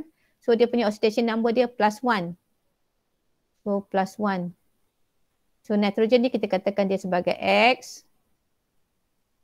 Oksigen ni dia ada group apa ni? 16. 6 elektron valent. 6, 7, 8. Jadi dia suka terima 2 elektron. So dia punya oxidation dia adalah tolak 2. Jadi kita ada 3 tolak 2 kali 3. Atau buat dia terbalikkan pun boleh. Atau 3 kali tolak 2. Sama juga dengan the whole thing kosong. Tak ada charge ni.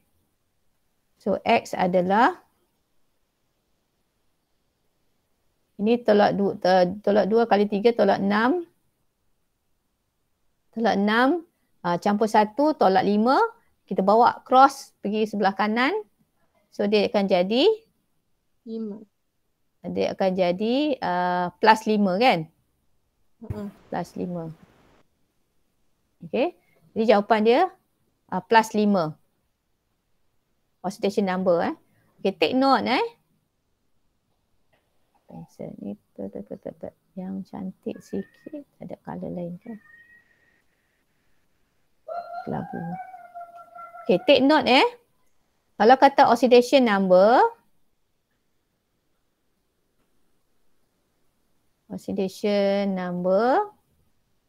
kita buat contohnya kita ambil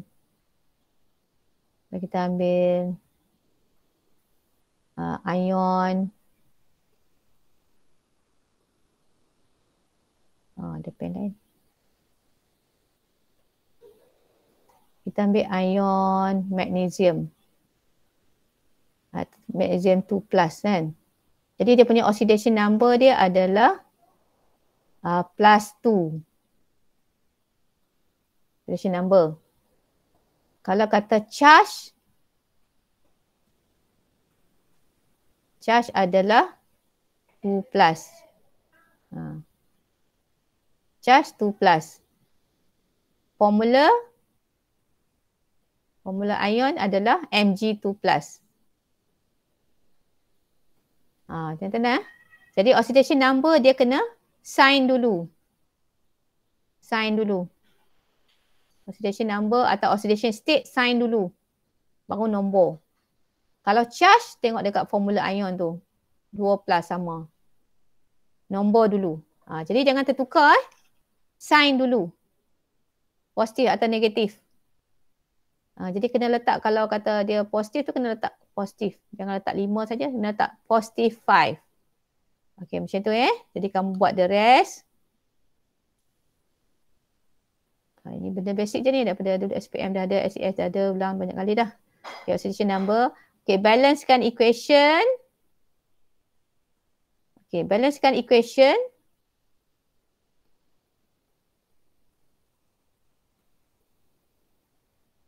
Boleh keluar ke?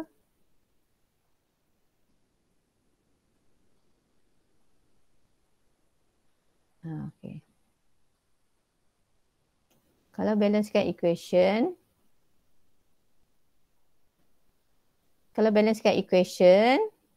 kalau equation tu bukan melibatkan ion, misalnya A, B, C, D, yang bukan ion. Kalau yang E, F ni ion. Dia ada ion. Jadi A hingga D ni gunalah kaedah inspection. Tengok dengan mata, tengok. Okay. Ni C ada 6. C sini kena ada 6. Kena bubuh stoichiometric coefficient dia. 6. Kena bubuh kat sini. Lepas tu tengok hidrogen. Ni ada 14. Hidrogen kena bubuh 7. 7 kali 2, 14. Lepas tu tengok oksigen. Okay. Jadi kena buat inspection. Kalau equation yang ion tu, ini merupakan redox equation. Dia ada oxidation reaction. Kamu kena buat ion electron method. Yang kena split dulu. Boleh tak? Kamu okey tak? Okey. Kamu reti dah apa ni? Buat balance ke equation ni boleh lah. E dengan F ni boleh Nak kena tunjuk ke tak ya? Kamu dah buat belum? Tunjuk. Maybe boleh tunjuk yang E tu. Yang mana? E ke F? E. Kita tengok E Nanti buat tutorial, siapkan tutorial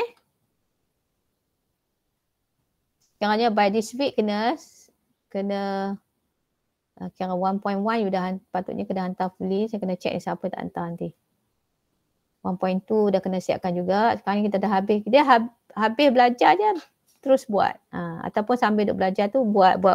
Kena continuously buat. Sentiasa buat. Tak perlulah saya nak kata cakap nak kena hantar. Hantar. Bukan. Kamu kena buat je. Mungkin kalau saya tak buat attachment, nanti saya kena buat attachment. Dalam GC Okay, so ini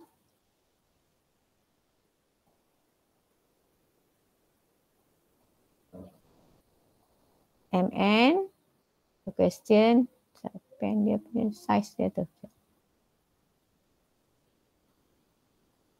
Question to E. MnO4 minus plus ni salib C2O4 2 minus kepada Mn2 plus CO2 acidic medium. Mn2 plus CO2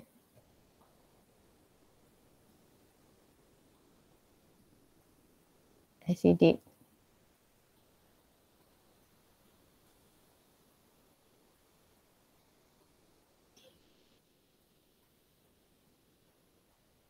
Okey Okay, kamu ada equation dalam bentuk ion. Kita nak guna kaedah ion elektron. Right. Jadi first step dia, kita tulis step dia kat sini. Step dia, first adalah kita split dulu. Atau kita separate. Nota saya tulis separate. Split. Split into two half equation. Jadi ada equation tu oxidation, ada equation tu reduction. Tak tahu tak apa reduction oxidation tu, kita just nanti dia akan kita tahu juga mana satu oxidation reduction. Kalau you nak check, kita tengok oxidation state dia lah, perubahan dia macam mana Dan moment saya tak nak tahu siapa oxidation reduction, saya just nak split dulu. So MnO4 minus menjadi Mn2 plus. Nah, you buat tu sebelah-sebelah C2O4 2 minus menjadi CO2. Itu kita split. Okay. So second step kita balancekan other atom. Okay, dalam nota saya tu saya buat, mungkin lecturer kamu pun ajar juga. Dia buat equation tu salin balik. Jadi dia panjang lah kan. Banyak, nampak banyak gitu. Sebab dia salin balik. Saya tak mau you all buat salin balik. Kita plus-plus je dekat situ. Kita plus-plus saja Okay, second step tu adalah kita balancekan other atom. Other atom tu maksudnya other than oksigen dengan hidrogen. Oksigen dengan hidrogen kita buat last. Balancekan other atom. Di sini othernya adalah Mn lah. Mn. So Mn dia dah balance dah. Sama satu-satu. Sini carbon lah. Carbon ni sini satu, sini dua. So tak balance. Jadi kita kena tulis stoichiometric coefficient. Kita tulis 2 kat sini. Supaya jadi 2. Okay. So other dah. Kemudian kita balancekan oksigen. Okay, balancekan oksigen dengan kita tambah H2O. Kita kena letak dekat yang tak balance lah Sini O ada 4. Ini O ada 4. Jadi kita kena tambah sini 4 H2O. Untuk 4 O yang tak balance. Kena letak 4 H2O. Letak 4 H2O. Okay, untuk 4 O. Okay, sini tak ada H perlu balance. Okay, tak apa. Biarlah. O. Sorry, O dia O, sorry. Kena tengok dia. O ni ada 4. Sini dah 2 kali 2, 4. Okay, dah. Dah balance. Okay. Kemudian kita balancekan H. Balancekan H. Tengok sini H ada 4 kali 2, 8. Sini H tak ada. Jadi balancekan H dengan kita tambah H plus. Saya dah tak boleh nak tulis dah kat sini. Kamu rujuk pada nota saya lah nah. Panjang sangat kat sini. So step yang ketiga tu balancekan step yang keempat. Balancekan H by adding H plus. Sini H ni ada 8. So kita tambah 8 H plus. Plus 8 H plus. Ni H tak perlu balance. Okey, jadi atom semua kita dah balance. Other dah, hidrogen dah, oksigen dah. Kemudian kita kena balancekan charge. Jadi kita kena kira dulu charge kiri dengan kanan. Balance ke tak kita tengok. Okey, kita kirakan charge dia. MnO4 ni, permanganate ni dia ada charge dia tolak 1, jadi tolak 1. H plus tu ada 8. Jadi plus 8 lah. Jadi jumlahnya jadi plus 7. 8 tolak 1 plus 7 lah kan. Belah sini air kosong. Mn2 plus dia ada. So plus 2. Jadi tak balance. Kamu tengok tak balance. Ini plus 7. Ini plus 2. Tak balance. Tak sama. Kena bagi sama. Kita kena bagi sama iaitu nilai yang kecil. Nilai yang kecil. Yang lebih negatif atau lebih kecil. Kalau dia positif, lebih kecil positif. Iaitu kamu kena jadi yang kiri tu sebagai plus 2. Baru sama. Kena jadikan dia plus 2. Nah? Jadi, kita nak kena tambah. Kita kena tambah elektron. Nilai elektron dia negatif. Kita tambah elektron.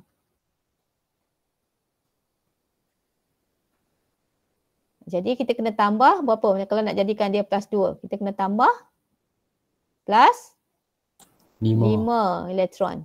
Right. Supaya dia jadi tolak 5. Nanti kita akan dapat plus 2. Barulah dia balance. Nak balancekan charge tu dengan tambah elektron. Baru sama plus 2. Okey. Kalau tengok belah sini, saya harap kamu okey lah Dah 2-3 kali, kalau orang yang dah 2-3 kali mungkin okey. SPM dah nak risau sikit. Tolak 2 kan. Ini kosong. Kena jadi tolak 2 tau yang belah kanan. Dengan tambah elektron. Jadi maksudnya kita tambah 2 elektron. Supaya dia jadi tolak 2.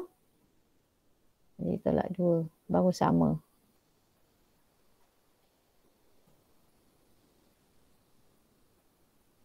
Baru sama Okey. Jadi, kemudian the next adalah kita kena samakan elektron pula. Elektron kita ini 5. Ini 2. Kena bagi sama elektron. Saya tulis situ, balancekan elektron dengan kita multiply. Multiply by a number supaya jadi sama. Ini nak bagi sama, ini nak kena jadikan 10 lah kan. 5 kali 2, 10. 2 kali 5, 10. Kita kena kali, both side kena kali lah. Ada yang tak perlu kali pun ada. Ada yang kali one side saja. Depends. So yang ini, saya kena kalikan 2. Supaya jadi 10. Yang ini, saya kena kalikan 5. Supaya sama elektronnya jadi 10. Okey. Jadi dah selesai. Lepas tu kita kena combine balik. Jadi kamu nampak saya tak salin balik. Nota saya ni saya buat dia, saya salin balik. Tulis balik equation baru.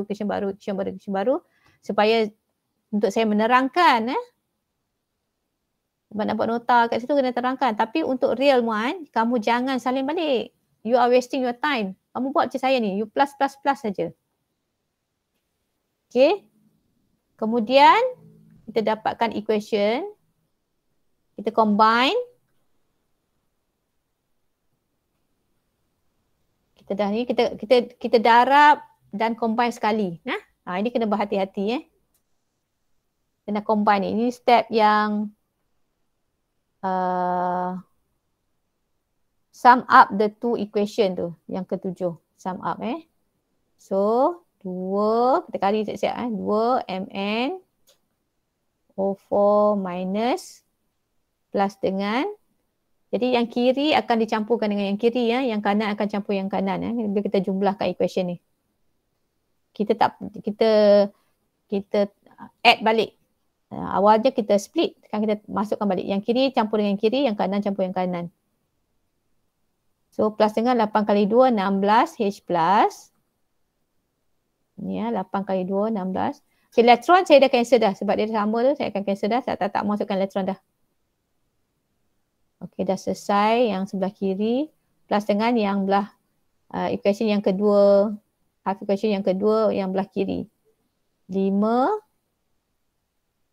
C2O4 2 minus right kepada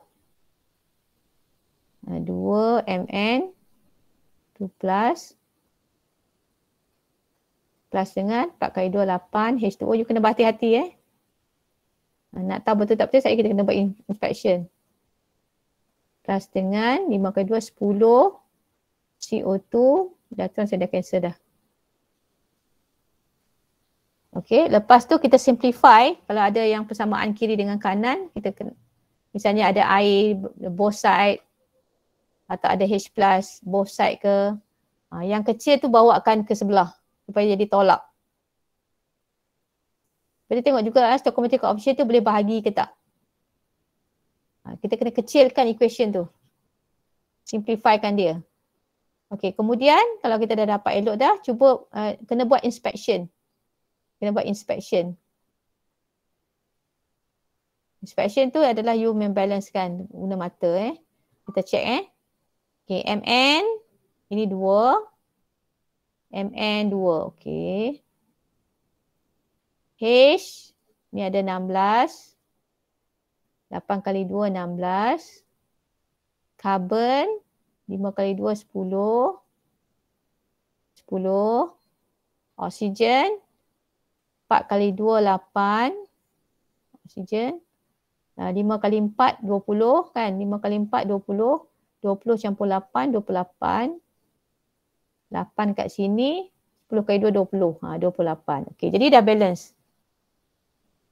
Jadi equation tu make sure letak dia punya phase. Equation mesti ada phase. Ion-ion tu adalah aqueous. Aqueous. Kalau dia air, liquid. Kalau CO2 tu gas lah. Mesti letak dia punya phase dia Takut nanti kamu dah buat elok dah, nanti tolak markah pula tak letak phase.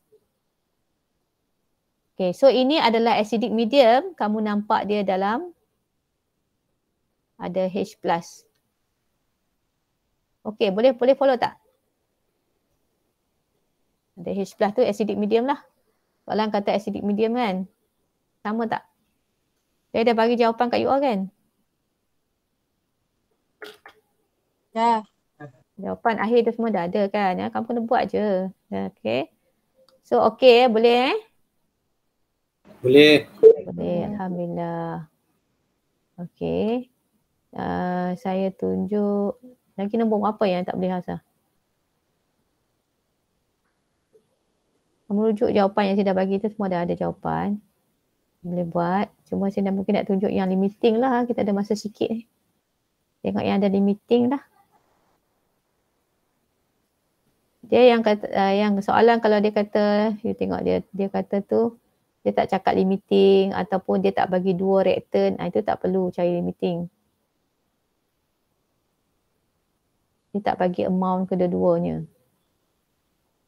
Yang ini, boleh yang ni.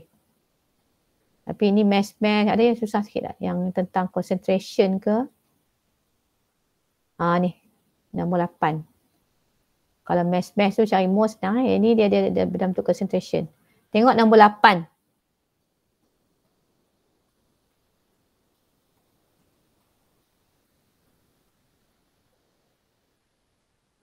Cuma dia tanya calculate mass of excess reactant. Determine percentage. Okay, boleh lah sekali harum dengan percentage dia ada. Nombor 8 Tengok nombor 8 everybody.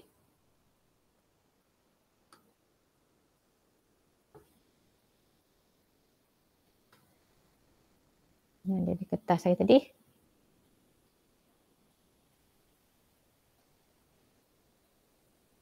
Kita keluar juga.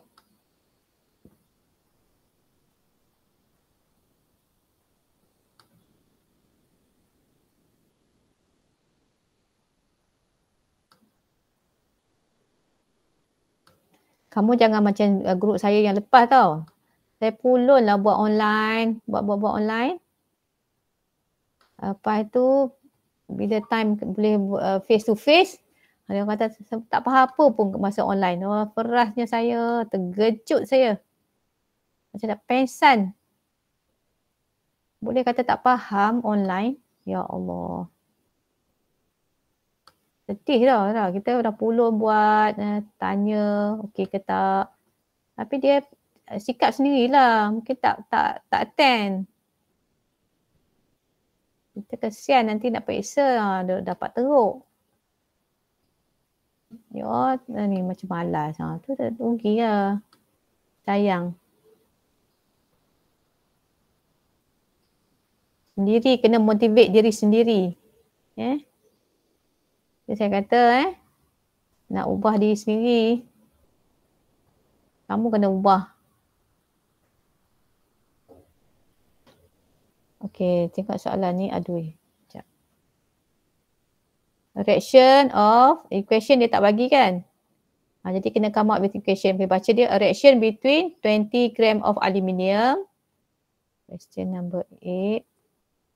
So kita ada aluminium 20 gram. Aluminium plus dengan sulfuric acid. Sulfuric acid H2SO4. Formula dia make sure betul semua. Dia dah bagi formula kat kamu ni. 300 ml 0.5 molar. 300 ml 0.5 molar Produces aluminium sulfate and hydrogen gas. Aluminium sulfate, formula dia aluminium ni aluminium 3+. Aluminium sulfate SO4 2-. So kena ada 3. And hydrogen gas. Define limiting reactant. Okay, definition dia lah. Limiting reactant is the reactant which limits the amount of product produced ke apa Okay, balancekan equation ni. Calculate the mass excess reactant and determine percentage yield if aluminium sulfate obtained from 16.5. Okay, nanti yang ni dia terhasil 16.5. Cari excess reactant. Jadi kita nak cari mana excess reactant, mana limiting reactant dululah. Okay, equation ni balance kan? Balance kan tak? Tak balance kan? Sulfate dia ada 3 di sini. Aluminium pun ada 2. Kalau saya letak sini sulfate 3. Hidrogen jadi. Kadang-kadang kalau kata dia tak boleh balance secara biasa, mungkin kena guna kaedah formula. Kena algebra dia panggil.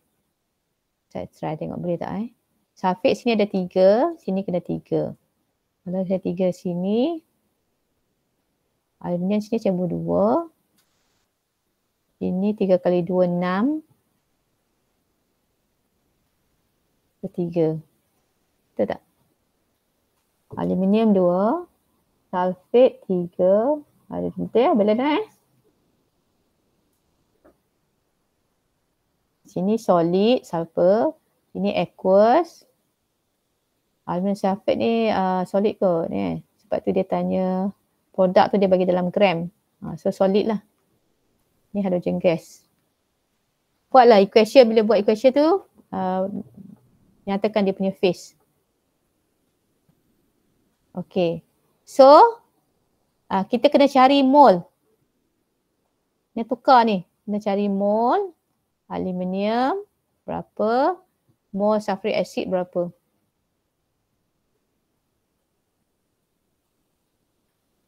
Kalau kata diberi mass, Mol adalah mass over molar mass. Aluminium berapa? 27 aluminium.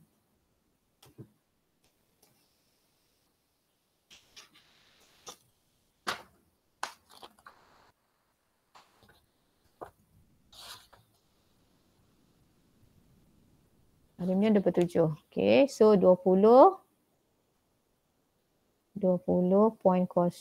per dengan 27.0. Dia dapatlah berapa mol. Sulfuric acid ni dia bagi concentration dengan volume mencari mol. Mol dia M kali dengan V per 1000 lah. 0.5 molar kali dengan volume. Volume dia bagi dalam mil atau cm cube, so kena bagi 1000 nak tukarkan pada cm cube. Dapat mol. Boleh ke? Mol adalah MV per 1000. Saya tak tulis formula MV per 1000 tu.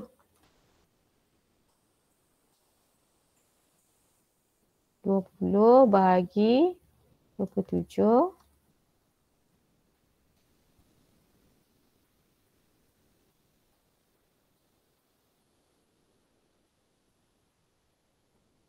Tujuh, 407. Ambil lebih sikit. 7407. Ambil 4 titik pelahan atau 4 angka berarti ini 0.5 kali 300 bahagi 1000. Dapat 0.15. Okey. 0.15 mol. Okey. Jadi kita nak kena cari kan amount dia bagi 22, mol dia dah bagi 22, kita nak kena cari limiting reactant. Ingat tadi saya kata nak cari limiting reactant tu buat ratio dulu. Buat ratio. Oh, saya tak buka besar okey. Buat ratio mol dengan stoichiometric coefficient.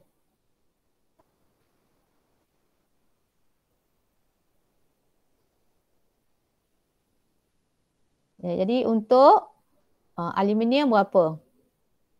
0.7407 itu dia punya mol bahagi dengan 2 stoichiometric coefficient.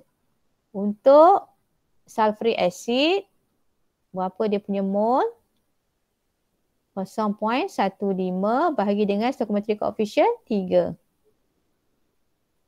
Okey, berapa dia punya nilai ratio? 0.7407 bahagi 2. 0.37. Ini kita nak tak apa, ini kita nak dapatkan ratio je. 0.15 bahagi 3. 0.05. Okey, jadi untuk sulfuric nilai dia ratio yang terkecil. Jadi sulfuric acid dia terkecil. Smallest.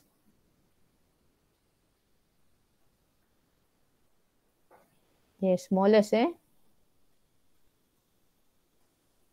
jadi sulfuric acid adalah limiting lah. Jadi ini limiting lah. Ini excess reactant. Excess, tak nak tulis kat tadi. Excess reactant. Jadi kita dah tahu dah. Ini excess reactant. Tulis balik kat sini. Senang, you nampak sikit. Excess reactant, ini adalah limiting reactant. Kita dah dapat dah sebenarnya. Tapi untuk menjawab limiting reactant, excess reactant tu, markah belum dapat lagi. Kita kena cari aluminium out of this much yang dimasukkan 0.7407, berapa saja yang dia bertindak balas. Nak cari mol aluminium yang bertindak balas. Sulfuric acid yang bertindak balas semua 0.15. Sebab dia limiting reactant. Kita kena cari aluminium yang betul-betul tindak balas berapa. Okey. Jadi kita buat perkadaran, kita based on sulfuric acid. Banyak ni sulfuric acid bertindak balas. Berapa aluminium yang diperlukan untuk tindak balas dengan kita punya sulfuric acid. Boleh? Sekejap.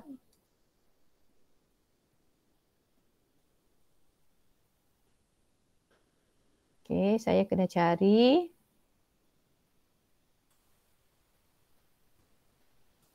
Saya bagi nampak besar sikit bagi nampak.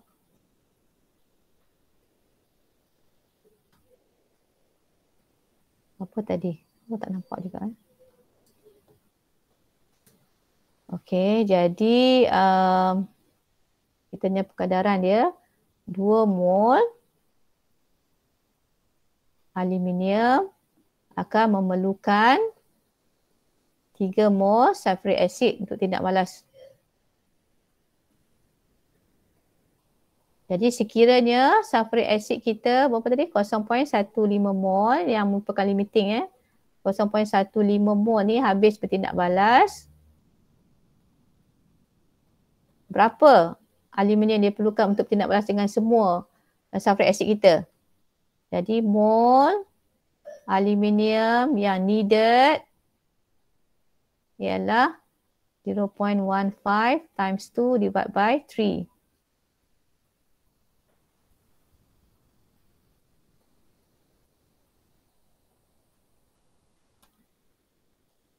.1. Okay. 0.1 sahaja. Jadi yang dia kita masukkan 0.740 berapa? 7407. Okay. Jadi since mole of aluminium needed less than given, kamu boleh nak tulis nilai berapa needed tu boleh lah. Contoh tu saya tunjukkan. Needed dia 0.1. Given dia 0. Tak tulis nilai, tak apa, nak buat ringkas, kita tulis perkataan je lah. Asalkan tulis perkataan. Since mole of aluminium needed less than given. Given dia 0.7407 kan. Therefore, aluminium tu adalah excess reactant. Ini untuk mencari excess reactant. Aluminium is excess reactant. Sulfuric acid is limiting. Limiting reactant. Baru dapat markah penuh. Boleh tak? Ulang balik tadi. Boleh tak? Cari mole ratio. Cari ratio mole dengan stoichiometric coefficient. Untuk setiap reactant tu. Untuk aluminium, untuk sulfuric acid. Mana ratio yang terkecil. Jadi kita dah tahu dah siapa limiting. Sulfuric acid limiting. Sebab dia memberikan ratio yang terkecil.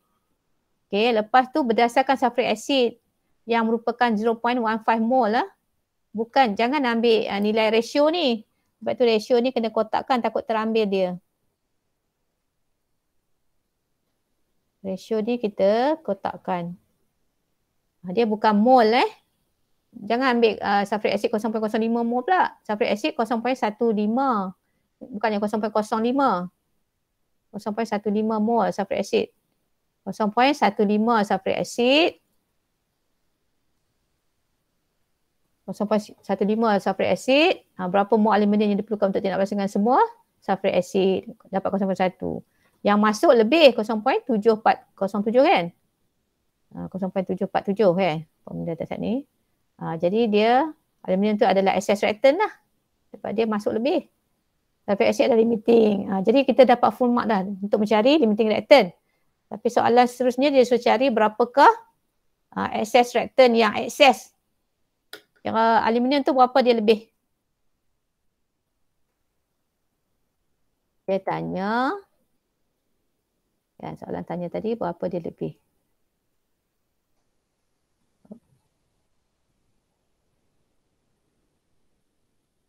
Mana atas soalan? Calculate the mass of excess reactant after the reaction. Leftover lah, dia tanya leftover. Leftover tu sama perkataan Leftover apa yang ketinggal? Apa? Excess return yang excess. Okey, jadi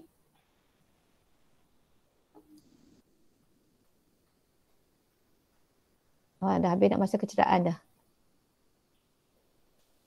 Dah kelas Boleh sambung buat kan Tolak je lah kan. Tolak je lah. Mol yang diperlukan adalah 0.1. Dia masukkan 0.707.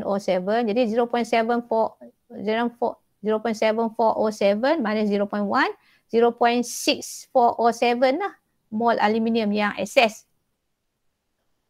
Boleh kan? Yang excess 0.6407. Kalau nak cari mass, dia suruh cari mass. Mass kali dengan nilai AR aluminium 27. Dapatlah mass excess. Cari dulu mol aluminium yang excess. Mol aluminium yang excess adalah 0.7407 minus 0.1. So 0.6407 mol. So mass aluminium excess 0.6407 times 27 nilai molar mass dia. So dapat berapa gram. Okay. And then determine the percentage yield. Yang ni eksperimen. 16.5 ni eksperimen. Jadi kamu kena cari dulu cara teori. Maksudnya kamu kena cari ni. Kamu kena cari aluminium sulfate. Ambil lah berdasarkan sulfuric acid boleh. 0.15 mol sulfuric acid akan menghasilkan berapa mol aluminium sulfate. Lepas tu dapatkan dia punya mass aluminium sulfate. Itu theoretical yield. Jadi kita bandingkan dengan actual yield. Nak dapat berapa persen. Jadi 16.5 divide by berapa mass aluminium sulfate yang teori tu kali dengan 100. Kamu cuba buat masa dah habis dah ni. Okay.